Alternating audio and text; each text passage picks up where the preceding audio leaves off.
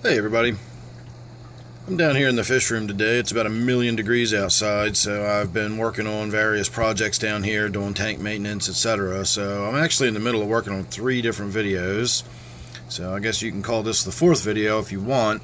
But I wanted to just shoot this little quickie update here on my Opaline Gourami that is currently in my quarantine tank.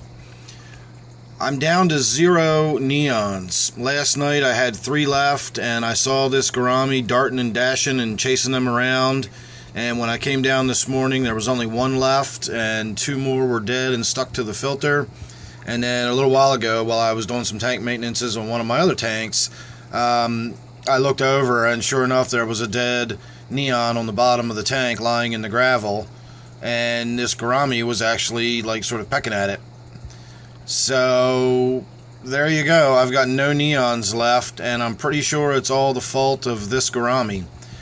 I said when I bought it, you know, it was a spur of the moment impulse purchase, and I said when I bought it, I'm probably going to regret buying this, and I probably already am.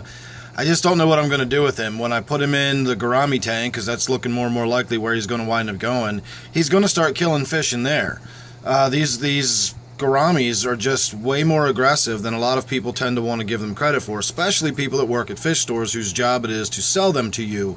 They will often recommend multiple gouramis in the same tank, and if you've got males, I really don't recommend that. It's difficult enough to have multiple females in the same tank. This is an Opaline Gourami, and that is just a color morph of the what is it, the Trichogaster, I believe is what this one's called now. I think they changed it recently, but I think it's Trichogaster is the species.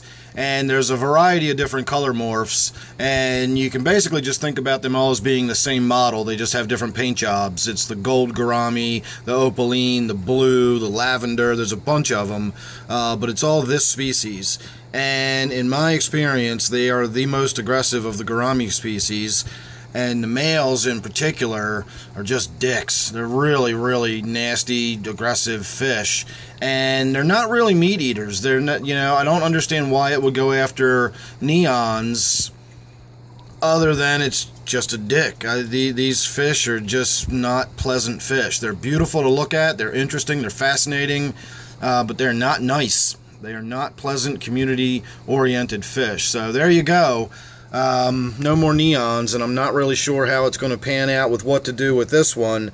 Fortunately, it's not too big yet. I don't have too much to worry about as far as getting it out of this little quarantine tank. I've got time to wait, but I'm definitely not going to be buying any more neons until this fish is gone and out of this tank and somewhere else. I also wanted to point out that you'll notice I've got no ick on this gourami, so let that be a lesson to you. If you haven't followed along, what happened was I put this gourami in the tank with some neons who turned out to have ick really badly, and they all died, presumably from the ick infection. It was so bad. They were just covered in white specks. So I immediately began treatment, and this gourami never showed any signs of it. So if you get on top of it fast enough, you can break that life cycle, and you can really prevent the spread of ick very quickly. But you've got to be on top of it. If you're not, it can spread really quickly, and it can multiply very quickly and start doing damage to the gills and the soft tissue of your animals. And ick can be a nuisance, or it can be deadly, depending on how quickly you react to it and pick up on the fact that you've got it. So I'll attach a card if you want to look. I did a video all about ick and its life cycle and so on and so forth, and that all stemmed from what came out of this tank. So there you go. There's my little update. Don't really know what else to tell you about this one. I got to get back to whatever else I was doing. So thanks again for watching. Make sure you're subscribed. See you real soon in the next one.